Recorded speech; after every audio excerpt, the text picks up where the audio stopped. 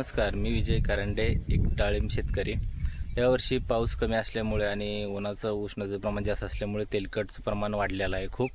आणि शक्यतो प्रत्येकाच्या बागेमध्ये तेलकट आलेलं आहे आणि नवीन स्पॉट आहेत, या हप्त्यात किंवा 10 दिवसात आलेलं आहे. प्रत्येकाने चेक करा. आणि दुसरी गोष्ट, पाणी कमी सोडा, शेडनेट लवकर झाकून घ्या आणि काही स्प्रे असतील तेलकटचे तर ॲडव्हान्समध्ये घ्या. तर शेडनेट झाकल्यानंतर थोडं तेलकटला फरक पडेल असं मला वाटतंय.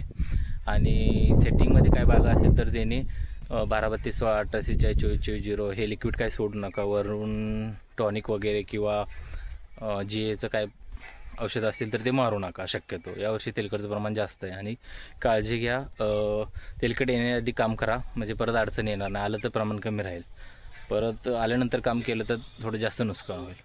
आणि हा व्हिडिओ जास्तीत जास्त शेतकऱ्यांना शेअर करा, जेणेकरून डाळिंब शेतकऱ्यांचा फायदा होईल. नमस्कार.